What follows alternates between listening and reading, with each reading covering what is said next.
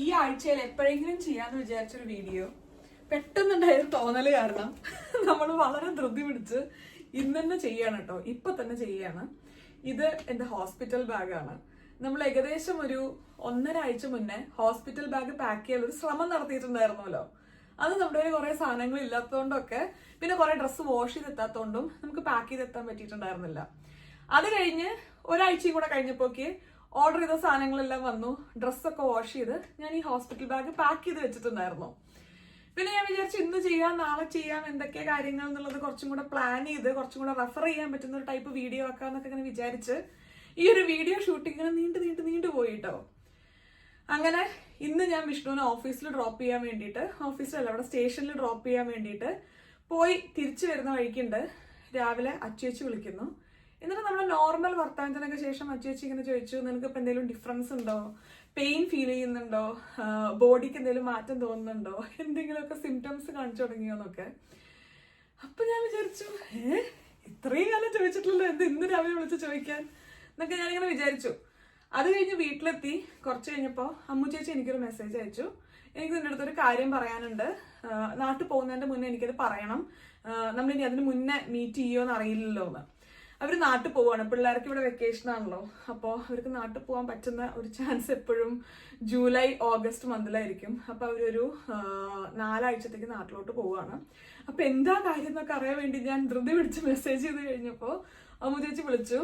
എന്നിട്ട് നമ്മൾ ഡെലിവറിക്ക് മുന്നേ അറിഞ്ഞിരിക്കേണ്ട കുറച്ച് കാര്യങ്ങൾ, എന്തായാലും ഇത് മനസ്സിലാക്കിയിട്ട് വേണം നമ്മൾ പോവാന്ന് പറഞ്ഞ് കുറച്ച് കാര്യങ്ങളൊക്കെ അമ്മു ചേച്ചി പറഞ്ഞതായിരുന്നു. അതിൽ കുറെ കാര്യങ്ങളൊക്കെ നമുക്ക് ബർത്ത് ക്ലാസ്സിന് ഓൾറെഡി കിട്ടിയതായിരുന്നു. പിന്നെ കുറെ കാര്യങ്ങൾ മിഡ് വൈഫ് പറഞ്ഞു തന്നിട്ടുണ്ടായിരുന്നു. പക്ഷെ എന്നാലും ഇവരെക്കാളൊക്കെ നന്നായിട്ട് എന്റെ സ്വഭാവം അമ്മു ചേച്ചിക്കാണല്ലോ നന്നായിട്ട് അറിയാം. അപ്പൊ എന്റെ സ്വഭാവത്തിന് മാച്ച് ചെയ്യുന്ന രീതിയിൽ എങ്ങനെ നമുക്ക് ഓരോ സിറ്റുവേഷൻ ഫേസ് ചെയ്യണം, ഹാൻഡിൽ ചെയ്യാൻ പറ്റുന്നുള്ള ഒരു ഹെഡ്സപ്പ് ഒക്കെ അമ്മു ചേച്ചി തന്നിട്ടുണ്ടായിരുന്നു. അതും കൂടെ കഴിഞ്ഞപ്പോ ഞാൻ വിചാരിച്ചു, ഞാൻ ഇന്നിനി പ്രസവിക്കുവോ, ഇതൊരു എന്താ പറയാ നമുക്കൊരു സിഗ്നൽ ആണോ എന്നൊക്കെ തോന്നില്ലേ. കാരണം ഇപ്പൊ ഞാൻ 36 വീക്സ് ഓൾമോസ്റ്റ് ആയി. ഇനി ഒരു 1-2 ദിവസമേ ഉള്ളൂ എന്ന് വേണമെങ്കിൽ പറയാം. ലാസ്റ്റ് ആയിട്ട് കുട്ടിയുടെ പൊസിഷനും കാര്യങ്ങളൊക്കെ ചെക്ക് ചെയ്യാനുള്ള ഒരു സ്കാനിങ്ങും കൂടെ ഉണ്ട്. ലാസ്റ്റ് സ്കാനിങ്ങിൽ പുള്ളി വരാൻ റെഡി ആയിട്ടുണ്ട്.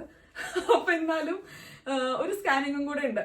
അപ്പൊ ഇത്രയും കാര്യങ്ങളൊക്കെ ആയി കഴിഞ്ഞപ്പോ നമുക്കൊരു സംശയം തോന്നുമല്ലോ, എന്റെ പ്രസവമായോ, ഇന്ന് രാത്രി അല്ലെങ്കിൽ നാളെ രാവിലെ ഞാൻ പ്രസവിക്കുമോ എന്നുള്ളത്.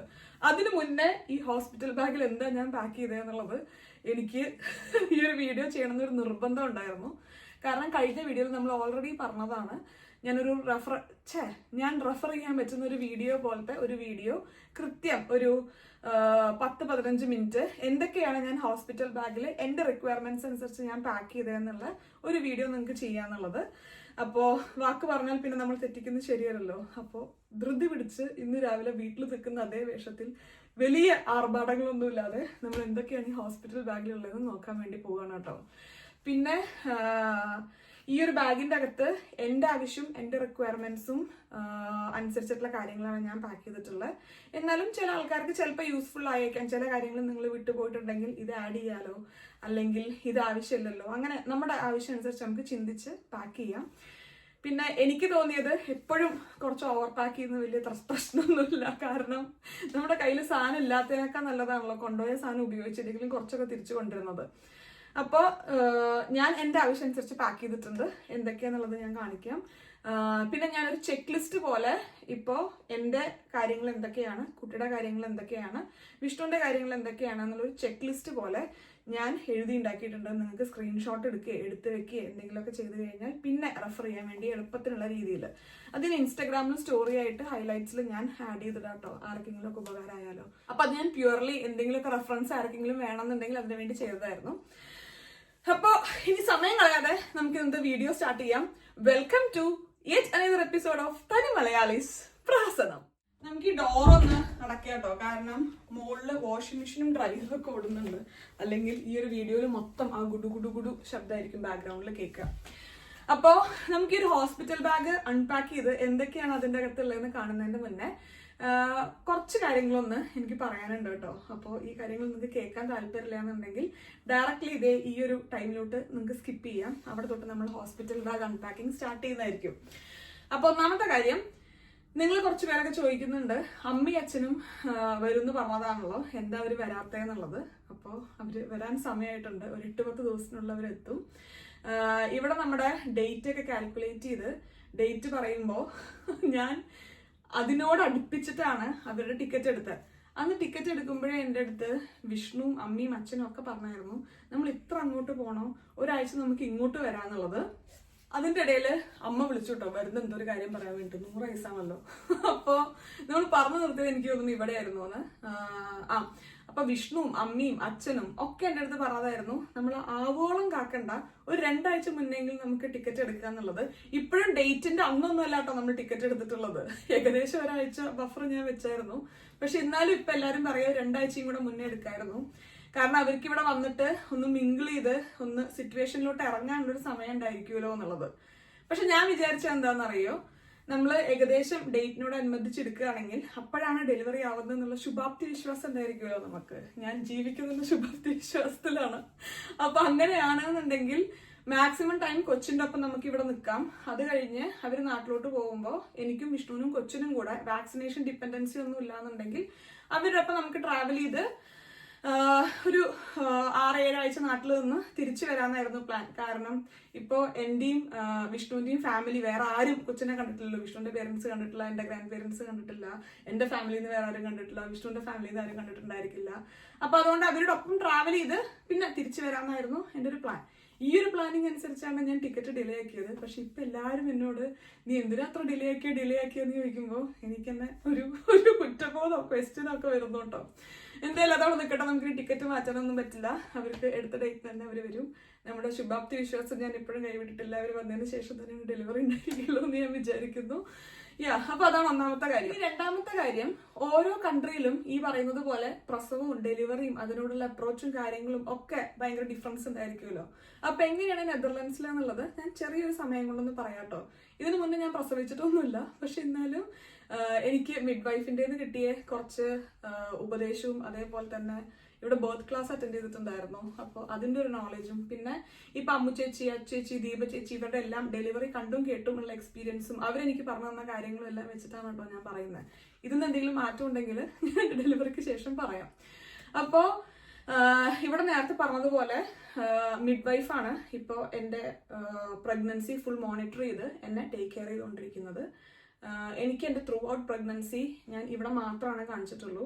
എനിക്ക് ഭയങ്കര അടിപൊളി എക്സ്പീരിയൻസ് ആയിരുന്നു കേട്ടോ. എനിക്ക് ഒരു കാര്യത്തിൽ പോലും ബുദ്ധിമുട്ടുള്ള ഒരു കാര്യം ഇതുവരെ മെൻഷൻ ചെയ്യാനില്ല.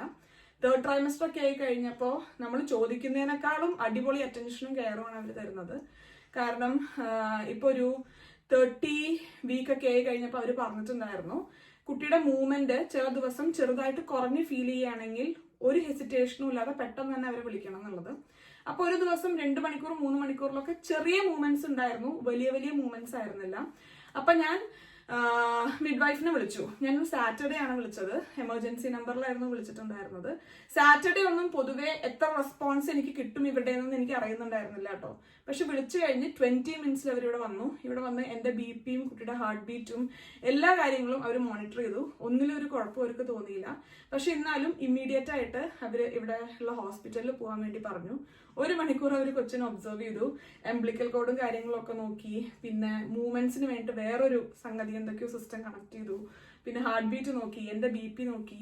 ഇതെല്ലാം 1 മണിക്കൂർ മോണിറ്റർ ചെയ്ത് ഞാൻ പെർഫെക്റ്റ്ലി ഓക്കെ ആണോ എന്ന് മനസ്സിലാക്കിയതിന് ശേഷമാണ് അവർ ഡിസ്ചാർജ് ചെയ്തത്. ഇനി എന്തെങ്കിലും പ്രശ്നം വരികയാണെങ്കിൽ പെട്ടെന്ന് ഡയറക്ട്ലി ഹോസ്പിറ്റലിലേക്ക് തന്നെ വരാമെന്ന് പറഞ്ഞിട്ട് അവർ വിട്ട. അപ്പൊ എനിക്ക് ഒരു മിനിറ്റ്, ഞാൻ നെതർലൻഡ്സിൽ തന്നെയാണോ എന്നുള്ള ഒരു ഇതായിരുന്നു. കാരണം ഇവിടെ പെട്ടെന്ന് അങ്ങനെ റെസ്പോൺസ് കിട്ടാറില്ലല്ലോ. നമുക്ക് എന്തെങ്കിലും ഒരു കാര്യമൊക്കെ പോകണമെന്നുണ്ടെങ്കിൽ GP പോയി, GP റെഫർ ചെയ്ത് സ്പെഷ്യലിസ്റ്റിന്റെ അടുത്ത് പോയി, എന്നാലും കുറച്ച് ടൈം എടുത്ത് അപ്പോയിന്റ്മെന്റ് എടുത്ത് അങ്ങനെയൊക്കെ പോവാറ്. പക്ഷെ എന്നാലും ഇപ്പൊ ഞാനൊരു 7 വർഷത്തോളം ആവുന്നു ഇപ്പൊ ഇവിടെ നെതർലൻഡ്സിൽ. ഇതിന്റെ ഇടയിൽ വിഷ്ണുവിന്റെ 2 സർജറി കഴിഞ്ഞു, എനിക്ക് 1-2 മെഡിക്കൽ ആവശ്യങ്ങൾ വന്നു. അതിലൊക്കെ ഞാൻ സാറ്റിസ്ഫൈഡ് ആവുകൊണ്ട് തന്നെയാണ് ഇവിടെ നമുക്ക് ഡെലിവറി ചെയ്യാന്നുള്ളൊരു ഡിസിഷൻ എടുത്തിട്ടുണ്ടായിരുന്നത്. അപ്പൊ എന്തായാലും ഡെലിവറിയും കൂടെ നമ്മളിവിടെ എടുത്തു കഴിഞ്ഞപ്പോൾ എനിക്ക് ഭയങ്കര ഒരു കിടിലൻ എക്സ്പീരിയൻസ് തന്നെയാണ് കേട്ടോ. ഇതുവരെ എനിക്ക് മോശം പറയാനില്ല. അപ്പോൾ അങ്ങനെയാണ് മിഡ് വൈഫിന്റെ ഒരു കാര്യം. അപ്പോൾ ബർത്ത് ക്ലാസ്സിന് പോയി കഴിഞ്ഞപ്പോൾ അല്ലെങ്കിൽ മിഡ് വൈഫ് പറഞ്ഞത് വെച്ചിട്ട് നമുക്ക് 3 രീതിയിലാണ് ഈ ഒരു പ്രസവത്തിലോട്ട് നമ്മൾ എടുക്കുക. നിങ്ങൾക്ക് അറിയുന്ന കാര്യം തന്നെയാണ്. ഒന്നെങ്കിൽ നമുക്ക് വാട്ടർ ബ്രേക്ക് വരും, അല്ലാന്നുണ്ടെങ്കിൽ നമുക്ക് കോൺട്രാക്ഷൻ സ്റ്റാർട്ട് ചെയ്യും, അല്ലാന്നുണ്ടെങ്കിൽ നമുക്ക് 40th വീക്ക് കഴിഞ്ഞിട്ടും പെയിനും കാര്യങ്ങളും അല്ലെങ്കിൽ ഡെലിവറിയുടെ ഒരു സിംറ്റംസും വരുന്നില്ല എന്നുണ്ടെങ്കിൽ നമ്മൾ ഹോസ്പിറ്റലിൽ പോയിട്ട് പെയിൻ ഇൻഡ്യൂസ് ചെയ്യും. അപ്പോൾ ഈ 3 സിറ്റുവേഷനിലും നമ്മൾ 3 രീതിയിലാണ് പെരുമാറേണ്ടത്. വാട്ടർ ബ്രേക്ക് ആണെന്നുണ്ടെങ്കിൽ നമ്മൾ അപ്പം തന്നെ മിഡ്വൈഫിനെ വിളിക്കണം. മിഡ്വൈഫ് ഒരു 20-30 മിനിറ്റ്സിൽ നമ്മുടെ വീട്ടിലോട്ട് വരും. അപ്പം തന്നെ നമ്മൾ ഇവിടുന്ന് ഹോസ്പിറ്റലിലോട്ട് പോകും. ഇനി കോൺട്രാക്ഷൻ ആണ് വരുന്നതെന്നുണ്ടെങ്കിൽ നമ്മൾ മിഡ്വൈഫിനെ വിളിക്കണം. അവരൊരു 1-1.5 മണിക്കൂറിൽ മെല്ലെ ആടിപ്പാടി വീട്ടിലോട്ട് എത്തും. നമുക്കൊരു 6 സെന്റിമീറ്റർ ഡയലേഷൻ ആയതിനു ശേഷമാണ് നമ്മൾ ഇവിടുന്ന് ഹോസ്പിറ്റലിലോട്ട് പോകുള്ളൂ. 10 സെന്റിമീറ്റർ ആകുമ്പോഴാണല്ലോ നമ്മൾ നോർമലി ഡെലിവറി ചെയ്യുക. അപ്പോൾ 6 to 10 ആണ് നമ്മൾ ഹോസ്പിറ്റലിൽ ഉണ്ടായിരിക്കുക. അത് ഓരോ ബോഡി അനുസരിച്ച് ഓരോ സമയമായിരിക്കും. ചിലവർക്ക് കൂടുതലുണ്ടായിരിക്കും ലേബർ ടൈം, ചിലർക്ക് കുറവായിരിക്കും. അപ്പൊ അതനുസരിച്ച് നമ്മൾ അവിടുന്ന് ഡെലിവറിയും കാര്യങ്ങളും ഒക്കെ കഴിയും. പിന്നെ മൂന്നാമത്തത് 40th വീക്കായിട്ട് നമുക്ക് പെയിനും കാര്യങ്ങളും ഒന്നും വരുന്നില്ല എന്നുണ്ടെങ്കിൽ നമ്മൾ പെയിൻ ഇൻഡ്യൂസ് ചെയ്യും. നെതർലാൻഡ്സിലെ സിസ്റ്റം അനുസരിച്ച് പിന്നെ ഒരു 2 വീക്സും കൂടെ അവർ വെയിറ്റ് ചെയ്യും കേട്ടോ. അതായത് 40th വീക്കിൽ വന്നില്ലെങ്കിൽ 42 വരെയൊക്കെ അവർ വെയിറ്റ് ചെയ്യുന്നത് ഞാൻ കണ്ടിട്ടുണ്ട്. അപ്പോൾ അച്ചേച്ചിട്ട് എനിക്ക് തോന്നുന്നു 42 വരെ അവർ വെയിറ്റ് ചെയ്തിട്ടുണ്ടായിരുന്നു. അപ്പോൾ പെയിൻ ഇൻഡ്യൂസ് ചെയ്യും. പിന്നെ നമ്മുടെ ഡെലിവറിയും കാര്യങ്ങളും ഒക്കെ അവിടെ നടക്കും. ഡെലിവറി കഴിഞ്ഞ് നോർമൽ ഡെലിവറി ആണെന്നുണ്ടെങ്കിൽ ഡെലിവറി കഴിഞ്ഞ ഉടനെ കുട്ടീനെ എടുത്തിട്ട് അവര് ജസ്റ്റ് ഒന്ന് തുടച്ച് നേരെ നമ്മുടെ മേലിലോട്ട് ഇടും, സ്കിൻ ടു സ്കിൻ കോണ്ടാക്ട് വരാൻ വേണ്ടിയിട്ട്. അങ്ങനെ ഒരു 20 മിനിറ്റ്സ് ഒക്കെ സ്കിൻ ടു സ്കിൻ കോണ്ടാക്ട് വരാൻ വേണ്ടി കുട്ടി നമ്മുടെ ചെസ്റ്റിലായിരിക്കും കിടക്കുക. ആ ഒരു സമയത്ത് തന്നെ വിഷ്ണുവിന്റെ അടുത്ത് എംബ്ലിക്കൽ കോഡ് കട്ട് ചെയ്യാൻ വേണ്ടി പറയും. ഇവിടെ പറയുന്ന അമ്മയും കുട്ടിയും തമ്മിലുള്ള ബന്ധം തൊടാനുള്ള റൈറ്റ് ഉള്ളത് ഫാദറിനാണ്. അപ്പോൾ ഫാദർ അതിന് വില്ലിങ് അല്ലെങ്കിൽ ഡോക്ടർ കട്ട് ചെയ്യും, അല്ലാന്നുണ്ടെങ്കിൽ ഫാദർ തന്നെയാണ് എംബ്ലിക്കൽ കോഡ് കട്ട് ചെയ്യുക. അപ്പൊ ഈ എംബ്ലിക്കൽ കോഡ് എന്താ പറയാ, പ്രസവം കഴിഞ്ഞ ഉടനെ തന്നെ കട്ട് ചെയ്യണമെന്നില്ല, നമുക്ക് ഡിമാൻഡ് ചെയ്യാം. കുറച്ചൊരു ടൈം വെച്ച് കഴിഞ്ഞ് അത് കംപ്ലീറ്റ്ലി വൈറ്റ് ആയതിനു ശേഷം മാത്രമേ കട്ട് ചെയ്യാൻ പാടുള്ളൂ എന്നുള്ളത് ആ റിക്വസ്റ്റ് നമ്മൾ കൊടുത്തിട്ടുണ്ട്. അപ്പോൾ അതിനനുസരിച്ച് കാര്യങ്ങളൊക്കെ അവർ ചെയ്യും. പിന്നെ കുട്ടീനെ അവർ കുളിപ്പിക്കും. നമ്മൾ കൊണ്ടുപോയ റിസീവിങ് ക്ലോത്തും കാര്യങ്ങളൊക്കെ അവർ ഇടിപ്പിച്ച് വിഷ്ണുവിന്റെ കയ്യിൽ കൊച്ചിനെ കൊടുക്കും. ആ ഒരു സമയമാകുമ്പോൾ എന്നോട് എണീറ്റ് കുളിക്കാൻ വേണ്ടി പറയും. ഞാൻ എണീറ്റ് കുളിച്ചു കഴിഞ്ഞ് എനിക്ക് കാര്യമായ പ്രശ്നങ്ങളൊന്നും ഇല്ലാന്നുണ്ടെങ്കിൽ ഒരു 1 hour എന്നെ ഡിസ്ചാർജ് ചെയ്യും. ഞാൻ തിരിച്ച് വീട്ടിലെത്തും. ഇനി സിസേറിയനും കാര്യങ്ങളും ഒക്കെ ആണെങ്കിൽ 1 to 2 days നമുക്ക് അഡ്മിറ്റ് ചെയ്യേണ്ടി വരും അവിടെ. അപ്പൊ ഇന്നലെ അമ്മചേച്ചി എൻ്റെ അടുത്ത് പറഞ്ഞത് അതായിരുന്നു, നീ വളരെ ശുഭാപ്തി വിശ്വാസമുള്ള ഒരാളാണ്, അപ്പോൾ നല്ല തോട്ട്സോട് കൂടെ തന്നെ പോവുക. പക്ഷെ എന്നാലും ഡെലിവറിയുടെ കാര്യമാണ്, ലാസ്റ്റ് മിനിറ്റ് നമുക്ക് കോംപ്ലിക്കേഷൻസ് വരാം, നമ്മൾ എക്സ്പെക്ട് ചെയ്യാത്ത കാര്യം നടന്നേക്കാം. അപ്പൊ അതിനും കൂടെ നമ്മൾ മെന്റലി ഒന്ന് പ്രിപ്പയർഡ് ആവണം. കാരണം ഡിസിഷൻസ് നമ്മൾ എടുക്കേണ്ടി വരുമല്ലോ. പെട്ടെന്ന് ഇപ്പൊ സിസേറിയൻ വേണമെന്ന് പറഞ്ഞു കഴിഞ്ഞാൽ എസ് ഓർ നോ പറയാനുള്ള ഒരു വില്ലിങ്നെസ് നമുക്ക് വേണം എന്നുള്ളത്. അപ്പോ അങ്ങനെയൊക്കെയായി അങ്ങനെയാണ് ഇവിടെ കാര്യങ്ങൾ നടക്കുന്നത്. അത് കഴിഞ്ഞ് നമ്മൾ തിരിച്ച് വീട്ടിലോട്ട് എത്തുമ്പോഴേക്ക് രാത്രിയല്ല നമ്മൾ എത്തുന്നുണ്ടെങ്കിൽ നമ്മൾ എത്തുന്ന സമയമാകുമ്പോഴേക്ക് ക്രാം സോക്കും കൂടെ വീട്ടിൽ വരും. പിന്നെ ഒരു നെക്സ്റ്റ് 7 days അല്ലെങ്കിൽ 8 days നമ്മുടെ റിക്വയർമെന്റ്സ് അനുസരിച്ച് ദിവസത്തിൽ 6-7 മണിക്കൂർ ഒരു വീട്ടിലുണ്ടായിരിക്കും. അതാണ് ഇവിടുത്തെ ഒരു ഡെലിവറി പ്രൊസീജിയർ. ഞാൻ കണ്ടതും കേട്ടതും വായിച്ചതും അറ്റൻഡ് ചെയ്ത ക്ലാസ് വെച്ചും ഒക്കെ എനിക്ക് മനസ്സിലായിട്ടുള്ളത്. ഇവിടെ പൊതുവെ നെതർലാൻഡ്സിൽ ഡെലിവറി പ്രഗ്നൻസി ഒരു ഭയങ്കര നോർമൽ കാര്യമായിട്ട് കൺസിഡർ ചെയ്യുന്ന ഒരു രീതിയാണ്, അവർക്ക് അപ്രോച്ചാണ്. അപ്പൊ അതുകൊണ്ട് തന്നെ എനിക്ക് ഈസി ആയിരുന്നു ഇവിടെ കാര്യങ്ങൾ ഡീൽ ചെയ്യാൻ വേണ്ടിയിട്ട്. പിന്നെ ഈ ഒരു 9 മാസത്തിൽ എന്നെ അവർ ഒരുപാട് എഡ്യൂക്കേറ്റ് ചെയ്തിട്ടുണ്ട്. എന്താണ് ഒരു ഹ്യൂമൻ ബോഡി, എന്താണ് പ്രഗ്നൻസി, എന്താണ് ഡെലിവറി എന്നുള്ളത്. അതെനിക്കൊരു ഭയങ്കര നോളജ് ബൂസ്റ്റ് ആയിരുന്നു കഴിഞ്ഞൊരു 9 മാസം എന്ന് വേണമെങ്കിൽ പറയാം. ഇപ്പൊ ഡെലിവറിക്ക് പോകുമ്പോൾ എന്താണ് എന്റെ ബോഡിയിൽ നടക്കാൻ പോകുന്നത് എന്നുള്ള കൃത്യമായ ഒരു ധാരണ എനിക്കുണ്ട്. അപ്പൊ എനിക്ക് തോന്നുന്നു ഡെലിവറിക്ക് പോകുന്ന ഏതൊരാളാണെന്നുണ്ടെങ്കിലും biologically what's happening in my body എന്നുള്ളത് അറിഞ്ഞിരിക്കുക എന്നുള്ളത് ഇമ്പോർട്ടൻ്റ് ആണ്. അപ്പൊ നിങ്ങൾ ഇതൊക്കെ വായിച്ചും മനസ്സിലാക്കി എഡ്യൂക്കേഷണൽ വീഡിയോസ് കണ്ടും ഒക്കെ മനസ്സിലാക്കിയതിന് ശേഷം പോവുകയാണെങ്കിൽ നല്ലതായിരിക്കും തോന്നുന്നു. അപ്പൊ എന്റെ കഥാപ്രസംഗവും കഥയും ഞാൻ ഇവിടെ അവസാനിപ്പിക്കുകയാണ്. എനിക്ക് വർത്താനം പറയാൻ വീഡിയോട്ട് കിടക്കാൻ അറിയില്ല എന്ന് വീണ്ടും ഞാൻ പ്രൂവ് ചെയ്തിരിക്കുന്നു. അപ്പൊ നമുക്കിനി നമ്മുടെ ഈ ഒരു ഹോസ്പിറ്റൽ ബാഗ് അൺപാക്ക് ചെയ്യാം. ഓക്കെ, ഞാനിതിലെല്ലാം 2 സൈഡായിട്ടാണ് വെച്ചിട്ടുള്ളത്. ഒരു സൈഡിൽ കുഞ്ഞിന് വേണ്ടിയിട്ടുള്ള കാര്യങ്ങളും ഒരു സൈഡിൽ എനിക്ക് വേണ്ടിയിട്ടുള്ള കാര്യങ്ങളും. മുകളിൽ വെച്ചിട്ടുള്ള ഈ ഒരു പില്ലോ ഇതൊരു ഫീഡിങ് പില്ലോ ആണ് കേട്ടോ. ഇത് നിങ്ങൾ കണ്ടിട്ടുണ്ടായിരിക്കും. നമുക്ക് ഫീഡ് ചെയ്യാൻ പാലുണ്ടായിരിക്കും എന്നുള്ളതൊക്കെ നമുക്ക് ഡെലിവറി കഴിഞ്ഞാലാണ് പറയാൻ പറ്റുള്ളൂ. ഇങ്ങനെ വെച്ച് കുട്ടീനെ പിടിക്കാൻ എളുപ്പത്തിന് വേണ്ടിയിട്ടുള്ള നല്ല അടിപൊളിയായിട്ടുള്ള ഒരു ഫീഡിങ് പില്ലോ. അപ്പൊ ഇതെന്തായാലും ഹോസ്പിറ്റലിലോട്ട് കൊണ്ടുപോകുന്നുണ്ട്. നമുക്ക് അവിടെ എന്തെങ്കിലും സപ്പോർട്ടും കാര്യങ്ങളും ഒക്കെ വേണം. ഈ പറഞ്ഞതുപോലെ നമുക്ക് സ്റ്റേ ചെയ്യേണ്ടിയൊക്കെ വന്നു കഴിഞ്ഞാൽ അറിയില്ലല്ലോ. അപ്പൊ അതുകൊണ്ട് തന്നെ ഹോസ്പിറ്റൽ ബാഗ് ഞാൻ പാക്ക് ചെയ്തിട്ടുള്ളത് സ്റ്റേ ചെയ്യേണ്ടി വന്നു കഴിഞ്ഞാലും ആവശ്യമുള്ള രീതിയിലാണ്. ഇനി ആവശ്യമില്ലെങ്കിൽ നമുക്കെല്ലാം തിരിച്ചു കൊണ്ടുവരാം. അപ്പൊ ഇനി സമയം കളയണ്ട, നമുക്ക് ഈ ഒരു പെട്ടി അങ്ങോട്ട് തുറക്കാം. ഇതാണ് നമ്മുടെ ഹോസ്പിറ്റൽ ബാഗ്. ഹോസ്പിറ്റൽ ബാഗ് അല്ല, ഹോസ്പിറ്റൽ പെട്ടി. അപ്പോൾ കഴിഞ്ഞ വീഡിയോയിൽ ഞാൻ ഈ പെട്ടി കാണിച്ചിട്ടുണ്ടായിരുന്നു കേട്ടോ. നല്ല ഭംഗിയുള്ള പെട്ടിയല്ലേ. അപ്പോൾ ഇങ്ങനത്തെ ഒന്ന് ചെറുതും ഞാൻ വാങ്ങിയിട്ടുണ്ട് കേട്ടോ. അപ്പോൾ ഇത് എവിടുന്നാ വാങ്ങിയത് നിങ്ങൾ ചോദിച്ചിട്ടുണ്ടായിരുന്നു. ഇത് ഞാൻ ജലാന്തോ എന്ന് പറയുന്ന ഒരു സൈറ്റിൽ നിന്ന് വാങ്ങിയതാണ്. ഇത് ഡിസ്നിയുടെ പെട്ടിയാണ്. അപ്പോൾ ഡിസ്നി ട്രോളിന്നോ അങ്ങനെ എന്തെങ്കിലും സെർച്ച് ചെയ്ത് കഴിഞ്ഞാൽ നിങ്ങൾക്ക് കിട്ടുന്നുണ്ടായിരിക്കും. അപ്പോൾ നമുക്ക് തുറക്കാം. ഇതാണ് ഞാൻ കുഞ്ഞിന് വേണ്ടി എഴുതിയുണ്ടാക്കിയ ഒരു ലിസ്റ്റ് കേട്ടോ. ഇതിൽ ഓൾമോസ്റ്റ് എല്ലാ കാര്യങ്ങളും പാക്ക് ചെയ്തിട്ടുണ്ട്. എന്നാലും ലാസ്റ്റ് മിനിറ്റ് നമ്മൾ എടുത്തു വെക്കേണ്ട കുറച്ച് കാര്യങ്ങൾ ഉണ്ടായിരിക്കുമല്ലോ, അത് മാത്രമാണ് ഇനി ബാക്കിയുള്ളത്. ഈ ഒരു സൈഡിൽ ഞാൻ ഫുള്ള് കുഞ്ഞിന്റെ കാര്യങ്ങളും ആ ഒരു സൈഡിൽ എന്റെ കാര്യങ്ങളുമാണ് കേട്ടോ വെച്ചിട്ടുള്ളത്. എനിക്ക് 1-2 കാര്യം കൂടെ എന്റെ സൈഡിലോട്ട് ആഡ് ചെയ്യാനുണ്ട്. ലാസ്റ്റ് മിനിറ്റ് ആഡ് ചെയ്യേണ്ട കുറച്ച് കാര്യങ്ങൾ ഉണ്ടായിരിക്കുമല്ലോ, അങ്ങനത്തെ കാര്യങ്ങൾ. അപ്പൊ ഈ ഒരു സൈഡിൽ ഈ ഫസ്റ്റ് കാണുന്ന പേപ്പർ ബർത്ത് പ്ലാൻ ആണ് കേട്ടോ. അപ്പൊ ബർത്ത് പ്ലാൻ എന്താന്ന് വെച്ച് കഴിഞ്ഞാല് എങ്ങനെയാണ് നമ്മുടെ പ്രഗ്നൻസി അല്ലെങ്കിൽ ഡെലിവറി വേണ്ടത് എന്ന് ചോദിച്ചിട്ടുള്ള കുറച്ച് ക്വസ്റ്റ്യൻസ് നമുക്ക് മിഡ് വൈഫ് ആ ഒരു പേപ്പർ തരും. അത് നമ്മൾ ഫില്ല് ചെയ്തിട്ട് നമ്മൾ ഡെലിവറി സമയത്ത് കൊണ്ടുപോകണം. അതിൽ എഴുതി വെച്ചതുപോലെ ആയിരിക്കും നമ്മുടെ ഡെലിവറി ടേക്ക് കെയർ ചെയ്യാൻ വേണ്ടി മിഡ് വൈഫ് ശ്രമിക്കുക. അപ്പൊ ഇന്നലെ രാത്രി ഞാനും വിഷ്ണുവും കൂടെ ഇരുന്ന് കൂലങ്കൃഷിതമായിരുന്ന് ആലോചിച്ച് നമുക്ക് എന്തൊക്കെയാണ് വേണ്ടത്, എന്തൊക്കെയാണ് വേണ്ടാത്തത്, എന്തൊക്കെയാണ് എന്നെ കുറച്ച് കംഫർട്ട് ആക്കുക, എന്തൊക്കെയാണ് എന്നെ പാനിക് ആക്കുക എന്നുള്ളതൊക്കെ ആലോചിച്ച് അവരുടെ ചോദ്യങ്ങൾക്കെല്ലാം നമ്മൾ കൃത്യമായി മറുപടി എഴുതി ഈ ഒരു ബർത്ത് പ്ലാൻ ഇന്നലെ നമ്മൾ പെട്ടിയിൽ എടുത്തു വെച്ചു. പിന്നെ ഇത് കുട്ടിയുടെ ഡീറ്റെയിൽസ് എല്ലാം കൂടെ വെച്ചിട്ടുള്ള ഫയലാണ് കേട്ടോ. അതായത് ഒരു വാക്സിൻ ഞാൻ എടുത്തിട്ടുണ്ട്, അപ്പൊ അതിന്റെ ഡീറ്റെയിൽസ്, പിന്നെ അവരുടെ ഗ്രോത്ത് ഗൈഡും കാര്യങ്ങളും ഒക്കെ ക്രാംസോ വന്ന് വീട്ടിൽ വന്നപ്പോൾ തന്നിട്ടുണ്ടായിരുന്നു. അപ്പൊ അതെല്ലാം വെച്ചിട്ടുള്ള ഒരു ഫയലാണ്. അപ്പൊ ഈ ഒരു സൈഡ് നമ്മൾ ഓപ്പൺ ചെയ്യുകയാണെങ്കിൽ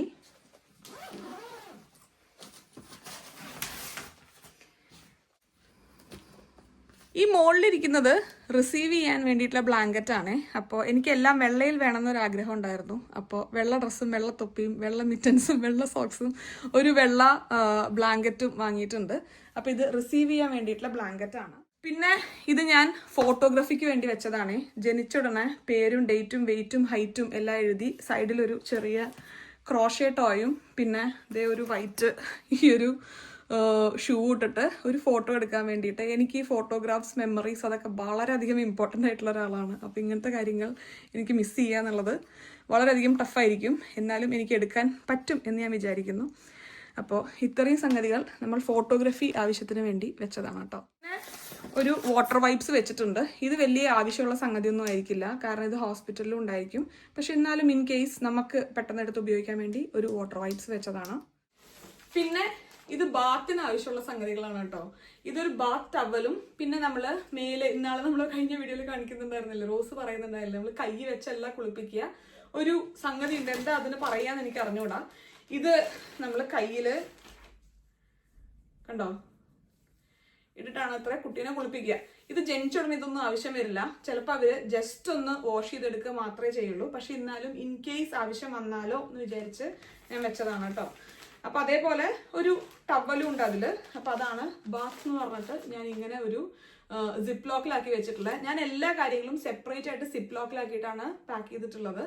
ഒരു റീസൺ എടുക്കാൻ എളുപ്പമായിരിക്കും. രണ്ടാമത്തെ റീസൺ വിഷ്ണുവിന് ഈ പെട്ടിയുടെ ഉള്ളതാണെന്നുണ്ടെങ്കിലും ഒരു സാധനം കണ്ടുപിടിക്കുക എന്നുള്ളത് ഒരു ഹെർക്കുലിയൻ ടാസ്ക് ആയിരിക്കും. അതുകൊണ്ട് പുള്ളിയുടെ കാര്യം കുറച്ചും കൂടെ ഈസി ആക്കാൻ വേണ്ടിയിട്ടാണ് ഞാൻ ഇങ്ങനെ കാര്യങ്ങൾ കവറിലാക്കി വെച്ചത്. അപ്പൊ ഇത് ബാത്ത് എന്ന് പറയുന്ന സംഗതിയാണ്. പിന്നെ ഇതാണ് നമ്മുടെ റിസീവിങ് ഡ്രസ്സ്, കൊച്ചിനെ റിസീവ് ചെയ്യാൻ വേണ്ടിയിട്ടുള്ള ഡ്രസ്സ്. ഇത് ഞാൻ ഇപ്പൊ കാണിക്കണോ വേണ്ടല്ലോ, നമുക്ക് സർപ്രൈസ് ആയിട്ട് അപ്പൊ കാണാം ഡ്രസ്സ് ഇട്ടിട്ട്. ഇത് പാകാവുന്ന ഞാൻ വിചാരിക്കുന്നു. നമുക്ക് കൊച്ചിന്റെ സൈസും കാര്യങ്ങളൊന്നും അറിയില്ല, വന്നു കഴിഞ്ഞാലാണ് അറിയുള്ളൂ. അപ്പോൾ എന്നാലും ഒരു മീഡിയം ലെവലിലുള്ള ഒരു സൈസ് പാകമാവുന്ന രീതിയിലുള്ള ഡ്രസ്സ് ഞാൻ വാങ്ങിയതാണ്. അപ്പോൾ ഇത് റിസീവ് ചെയ്യാനുള്ള ഒരു വൈറ്റ് ക്ലോത്ത് ആണ്, അതും നമ്മൾ പാക്ക് ചെയ്തിട്ടുണ്ട്. പിന്നെ ഇത് ആവശ്യം വരുമോ എന്ന് എനിക്കറിയില്ല. നമ്മൾ അപ്പോൾ ഹോസ്പിറ്റലിൽ സിസേറിയനും കാര്യങ്ങളൊക്കെ ആയിട്ട്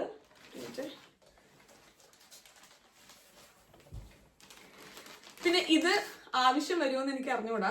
ഇത് നമ്മളിപ്പോ സിസേറിയനൊക്കെ ആയിട്ട് നമ്മൾ ഹോസ്പിറ്റലിൽ നിൽക്കുകയാണ്, അല്ലെങ്കിൽ ഇപ്പൊ ഒന്ന് ഡ്രസ്സ് ചേഞ്ച് ചെയ്യേണ്ട ആവശ്യം വന്നു, അപ്പൊ തിരിച്ച് വീട്ടിലോട്ട് വരുമ്പോൾ നല്ല ഡ്രസ്സൊക്കെ ഇട്ട് വരണമെന്ന് എനിക്കൊരു നിർബന്ധമുണ്ട്. കാരണം ആദ്യമായിട്ട് വീട്ടിലോട്ട് വരുമല്ലേ, അപ്പോൾ ഞാനും വിഷ്ണു കൊച്ചുമൊക്കെ നല്ല അടിപൊളി ഡ്രസ്സായിട്ട് വരണമെന്നാണ് എൻ്റെ ഒരു ആഗ്രഹം. അപ്പോഴത്തെ അവസ്ഥ അനുസരിച്ചിരിക്കും.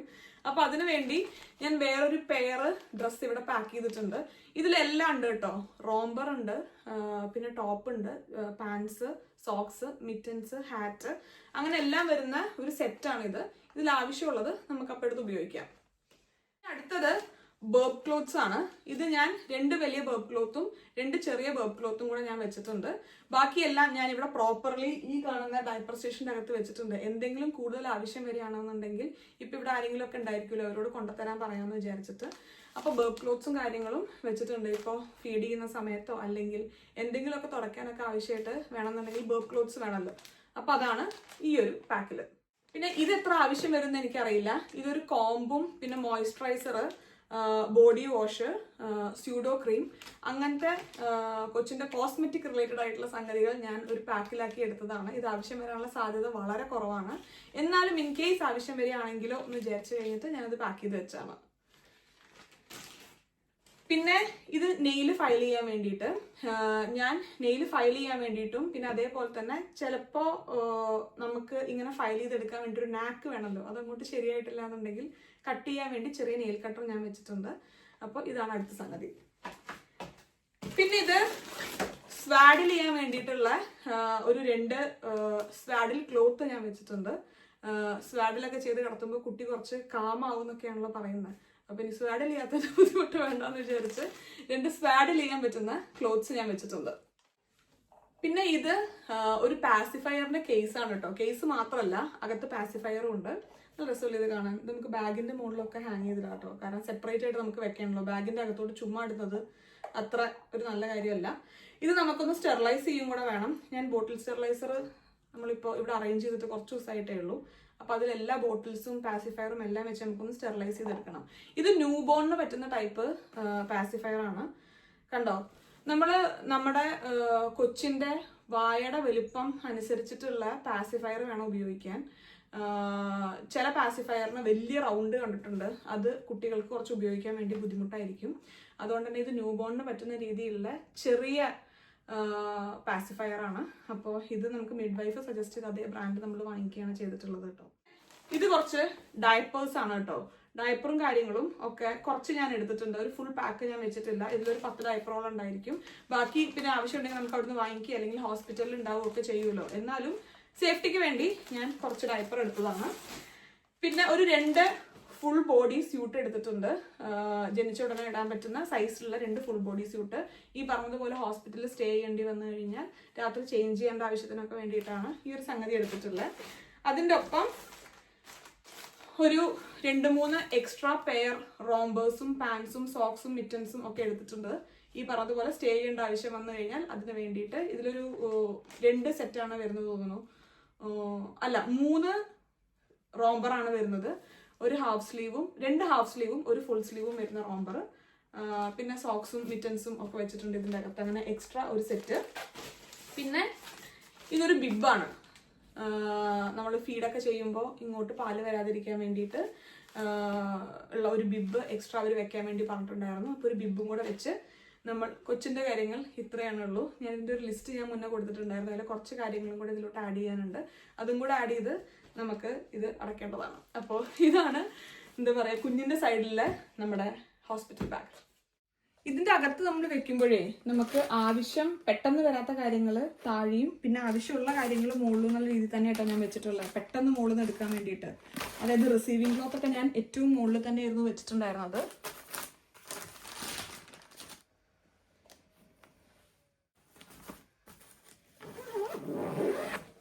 എൻ്റെ സംഗതികൾ എന്തൊക്കെയാണെന്ന് നോക്കാട്ടോ.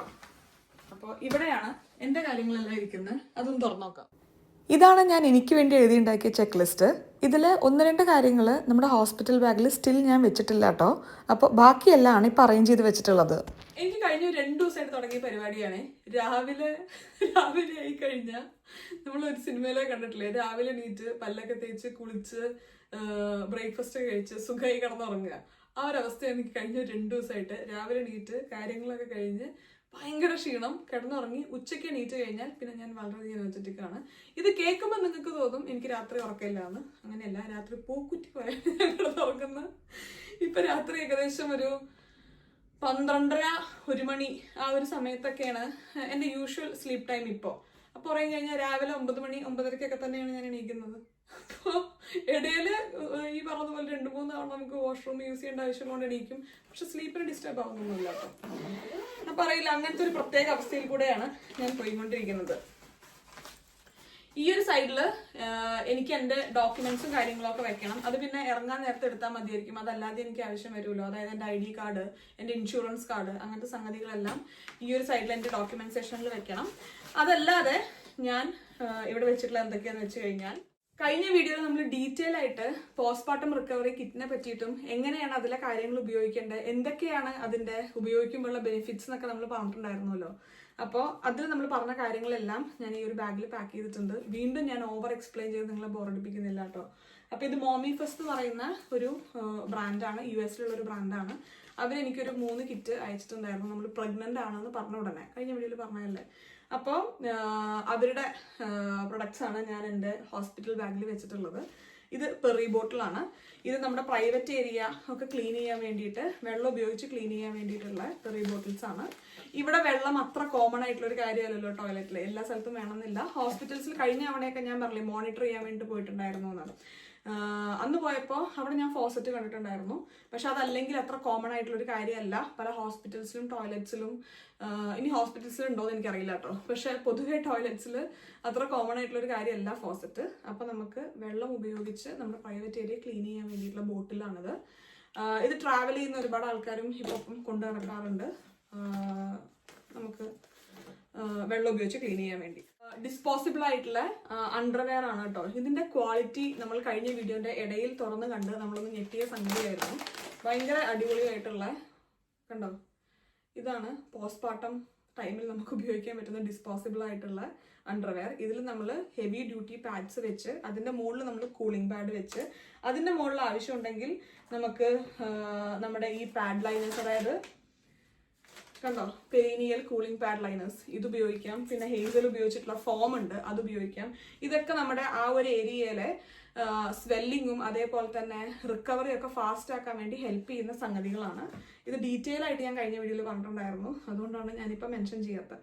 അപ്പോൾ അവരുടെ പ്രൊഡക്ട്സ് ആണ് നമ്മൾ ഇത്തവണ നമ്മുടെ ഹോസ്പിറ്റൽ ബാഗിൽ ഇൻക്ലൂഡ് ചെയ്തിട്ടുള്ളത്.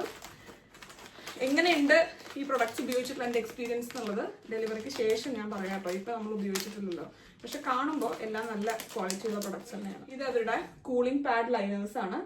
ഇത് പെരീനിയൽ കെയർ ഫോം ആണ് വിത്ത് ഹേസൽ. ഹേസലൊക്കെ നമ്മുടെ ആ ഒരു ഏരിയയിൽ കൂടുതൽ സ്വെല്ലിങ്ങും കാര്യങ്ങളും ഒക്കെ കുറയ്ക്കാൻ വേണ്ടിയിട്ടും അതേപോലെ തന്നെ ഫാസ്റ്റ് ഹീലിങ്ങിന് വേണ്ടി ഹെൽപ്പ് ചെയ്യുന്ന സംഗതികളാണ്. ഇതാണ് കൂളിംഗ് പാഡ് വരുന്നത് കേട്ടോ. ഇത് ഞാൻ മനസ്സിലാക്കുന്നത് കൂളിംഗ് പാഡ് നമ്മൾ ആക്ടിവേറ്റ് ചെയ്തിട്ട് വേണം വെക്കാൻ വേണ്ടിയിട്ട്. അപ്പം അത് ഞാൻ ഒരു 3 എണ്ണം വെച്ചിട്ടുണ്ട്. എത്ര ദിവസം നമ്മൾ ഹോസ്പിറ്റലിൽ നിൽക്കുന്ന അറിയാത്തത് കൊണ്ടാണ് ഞാൻ 3 എണ്ണം വെച്ചിട്ടുള്ളത്, അല്ലെങ്കിൽ 2 ഒക്കെ മതിയായിരിക്കും തോന്നുന്നു. പിന്നെ ഇത് സ്ലിപ്പേഴ്സ് ആണ്. എനിക്ക് ടോയ്ലറ്റിൽ അല്ലെങ്കിൽ വാഷ്റൂമിലൊക്കെ ഉപയോഗിക്കാൻ വേണ്ടിയിട്ട് ഒരു എക്സ്ട്രാ പെയർ സ്ലിപ്പർ വെച്ചിട്ടുണ്ട്. പിന്നെ ഇതെൻ്റെ ടോയ്ലറ്ററി ബാഗാണ്. ഇതിൻ്റെ അകത്ത് brush, paste, shampoo, conditioner, face wash, അങ്ങനത്തെ സംഗതികളെല്ലാം നിറച്ചും കൊണ്ടിട്ടുള്ള ഒരു ടോയ്ലറ്ററി ബാഗാണിത്. ഇതിൻ്റെ അകത്ത് മേക്കപ്പും കൂടെ എനിക്ക് വെക്കണം കേട്ടോ. ഹോസ്പിറ്റലിൽ പോകുമ്പോൾ എന്താണ് മേക്കപ്പ് ഇത്ര ഇമ്പോർട്ടൻറ്റ് നിങ്ങൾക്ക് തോന്നിയേക്കാം, പക്ഷെ എനിക്കത് കുറച്ച് ഇമ്പോർട്ടൻ്റ് ആണ്. വലിയ മേക്കപ്പ് അല്ല, ഐലൈനർ, ലിപ്സ്റ്റിക്ക്, കാജൽ, ഐബ്രോ, അങ്ങനത്തെ സംഗതികളുണ്ടല്ലോ. എനിക്ക് കുട്ടി ജനിച്ചു കഴിഞ്ഞ് കൊച്ചിൻ്റെ ഒപ്പം ഒരു ഫോട്ടോ ഒക്കെ എടുക്കാൻ വളരെയധികം താല്പര്യമുള്ള ഒരാളാണ്. എനിക്കത് വളരെ ഇമ്പോർട്ടൻറ്റുമാണ്. ഓരോരുത്തർക്കും ഓരോന്നായിരിക്കുമല്ലോ ഇമ്പോർട്ടൻസ്. അപ്പോൾ അതിൽ കുറച്ച് വൃത്തിക്കിരിക്കാൻ വേണ്ടി ഈ സംഗതികളൊക്കെ നമുക്ക് ആവശ്യം വരും. അപ്പോൾ അതുകൊണ്ട് അങ്ങനത്തെ സംഗതികളെല്ലാം വെച്ചിട്ട് നമുക്കൊരു മേക്കപ്പ് കിറ്റും കൂടെ ഇതിൻ്റെ ഉള്ളിൽ ഇൻക്ലൂഡ് ചെയ്യേണ്ടതുണ്ട്. അപ്പോൾ അങ്ങനത്തെ കാര്യങ്ങളാണ് ഇതിൻ്റെ അകത്ത് വരുന്നത്. പിന്നെ ഇത് നഴ്സിംഗ് പാഡാണ് കേട്ടോ. ഒരു 10 നഴ്സിംഗ് പാഡ് ഞാൻ വലിയ പാക്കിൽ നിന്ന് എടുത്ത് ഇങ്ങനെ സിപ്പ് ലോക്കിലാക്കി മാറ്റി വെച്ചിട്ടുണ്ട്. പിന്നെ ഇത് ഒരു 2 പെയർ സോക്സ് ആണ്. നമ്മൾ ഡെലിവറി ഒക്കെ കഴിയുമ്പോൾ ചിലവർക്ക് ഭയങ്കര ചൂടെടുക്കും, ചിലവർക്ക് ഭയങ്കര തണുക്കും എന്നൊക്കെ കേട്ടിട്ടുണ്ട്. എൻ്റെ ആദ്യത്തെ ഡെലിവറി ചെയ്ത് കാരണം എനിക്ക് അറിഞ്ഞൂടാ. എനിക്ക് എപ്പോഴും സോക്സ് ഒരു ഭയങ്കര കംഫർട്ടിങ് ആയിട്ടുള്ളൊരു സംഗതിയാണ് കേട്ടോ. ഞാൻ അധികം സോക്സ് ഉപയോഗിക്കുന്ന ഒരാളാണ്. അതുകൊണ്ട് എനിക്ക് ഏറ്റവും ഇഷ്ടമുള്ള ഒരു 2 സോക്സ്, ഒരു വിന്റർ സോക്സും ഒരു സമ്മർ സോക്സും ഞാൻ ഇതിൻ്റെ അകത്ത് വെച്ചിട്ടുണ്ട്. പിന്നെ ഇത് ആൽക്കഹോൾ വൈപ്സും മറ്റേ ആൽക്കഹോളും സാനിറ്റൈസറും സംഗതികളും ഒക്കെയാണ്. ഇത് എന്തിനാണ് ഇതിൻ്റെ അകത്തെന്ന് എനിക്ക് അറിഞ്ഞുകൂടാ.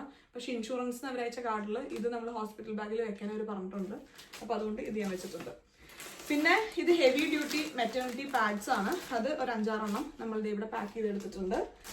പിന്നെ ഇത് കുളിക്കാൻ വേണ്ടിയിട്ടുള്ള ബാത്ത് ടവലാണ്. അതും ഇവിടെ മാറ്റി വെച്ചിട്ടുണ്ട്. പിന്നെ ഫ്രണ്ട് ഓപ്പൺ ആയിട്ടുള്ള ഒരു 2-3 പെയർ ഡ്രസ്സ് വാഷ് ചെയ്ത് ഞാൻ മുകളിൽ വെച്ചിട്ടുണ്ട്. അതൊന്ന് അയൺ ചെയ്ത് ഈ ഒരു ബാഗിലോട്ട് എടുത്ത് വെക്കേണ്ട ആവശ്യമുണ്ട്. പിന്നെ നഴ്സിംഗ് ബ്രാ ഇല്ലേ, നഴ്സിംഗ് ബ്രാ ഞാൻ ഓർഡർ ചെയ്ത സൈസ് വളരെയധികം കൂടിപ്പോയി. ഞാൻ എന്നെ തന്നെ വളരെ അങ്ങോട്ട് ഓവർ എസ്റ്റിമേറ്റ് ചെയ്തു എൻ്റെ പ്രഗ്നൻസി ഡെലിവറി ഒക്കെ കഴിയുമ്പോഴേക്ക്. പക്ഷെ എനിക്കത് സൈസ് ഒട്ടും മാച്ചിങ് അല്ല. അപ്പം അതുകൊണ്ട് ഞാൻ നഴ്സിംഗ് ബ്രാ വേറെ ഓർഡർ ചെയ്തിട്ട് വന്നിട്ട് അതും കൂടെ നമുക്ക് ഈ ബാഗിൻ്റെ അകത്തോട്ട് വെക്കാനായിട്ടുണ്ട്. പിന്നെ ലാസ്റ്റത്തെ കുറച്ച് സംഗതികൾ ഉണ്ടായിരിക്കുമല്ലോ, അതായത് വാച്ചെന്ന് ഫോണ്, ചാർജർ, ഹെഡ്സെറ്റ്, അങ്ങനത്തെ സംഗതികൾ. പിന്നെ ഒരു ഫാൻ വെക്കണം എനിക്ക്. ഫാൻ ഞാൻ ചാർജ് ചെയ്യാൻ വെക്കാൻ വേണ്ടി ഇവിടെ വെച്ചിരിക്കുകയായിരുന്നു. കാരണം ഫാൻ എനിക്ക് വളരെയധികം ഇമ്പോർട്ടൻ്റ് ആണ്. എത്ര തണുപ്പാണ് എത്ര ചൂടാണെന്ന് പറഞ്ഞു കഴിഞ്ഞാലും എനിക്ക് ഫാൻ നേരത്തെ പറഞ്ഞതുപോലെ തന്നെ ഭയങ്കര കംഫർട്ടബിൾ ആക്കുന്ന, എന്നെ ഭയങ്കര റിലാക്സ് ചെയ്യിക്കുന്ന ഒരു സംഗതിയാണ്. അതുകൊണ്ട് പോർട്ടബിൾ ഫാൻ എന്തായാലും വെക്കണം. നമുക്ക് ഏതൊക്കെ സാഹചര്യത്തിൽ കൂടെ കടന്നു പോകുന്ന അറിയില്ലല്ലോ. പിന്നെ ഒരു കാര്യം കൂടെ ഉണ്ടായിരുന്നു, ഒരു സ്വെറ്റർ. ചിലവർ ഡെലിവറി കഴിഞ്ഞുകൊണ്ട് ഇങ്ങനെ വിറയ്ക്കുന്നത് കണ്ടിട്ടില്ലേ? അപ്പോൾ ആ ഒരു സമയത്ത് ചിലപ്പോൾ സ്വെറ്റർ നമ്മളെ ഒന്ന് മുകളിൽ കൂടെ ഒന്ന് ഇടാൻ വേണ്ടിയിട്ടൊന്ന് ഹെൽപ്ഫുൾ ആയേക്കാം എന്ന് വിചാരിച്ചൊരു സ്വെറ്ററും വെക്കാനുണ്ട്. ഒരു കംഫർട്ടബിൾ ആയിട്ടുള്ള എൻ്റെ ഒരു പ്രഗ്നൻസി പില്ലോൻ്റെ ചെറിയ പില്ലോ അല്ലേ, അത് അവിടെ ഇവിടേക്ക് ഒന്ന് സപ്പോർട്ട് ചെയ്യണമെങ്കിലോ എന്ന് വിചാരിച്ച് അത് വെക്കാനുണ്ട്. ഇതിൻ്റെ പുറമെ കുറച്ച് കാര്യങ്ങളും കൂടെ ആഡ് ചെയ്യാനുണ്ട്. ഇത് ഞാൻ ഡീറ്റെയിൽ ആയിട്ട് നമ്മുടെ ആ ഒരു റെഫറൻസിന് വേണ്ടി വെച്ചൊരു പോസ്റ്റർ ഉണ്ടല്ലോ, ഒരു ചെക്ക് ലിസ്റ്റ്, അതിലെല്ലാം ഞാൻ ആഡ് ചെയ്തിട്ടുണ്ട്. അപ്പോൾ അതൊക്കെയാണ് എൻ്റെ ഈ ഒരു സൈഡിൽ ഞാൻ പാക്ക് ചെയ്തിട്ടുള്ളത്.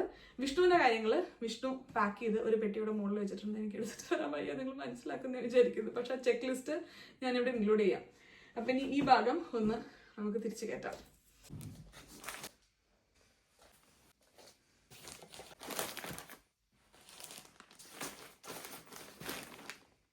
അപ്പൊ ഇതാണ് എൻ്റെ ഹോസ്പിറ്റൽ ബാഗ്. ഇതിൽ ഇനിയും കുറച്ച് കാര്യങ്ങളും കൂടെ ആഡ് ചെയ്യേണ്ടതുണ്ട്. അപ്പൊ അതെല്ലാം വെച്ച് നമ്മൾ ഈ ഒരു വീക്കെൻഡ് ആകുമ്പോഴേക്ക് നമുക്കിത് റെഡിയാക്കാം. ഇവിടെ ഇരിക്കട്ടെ.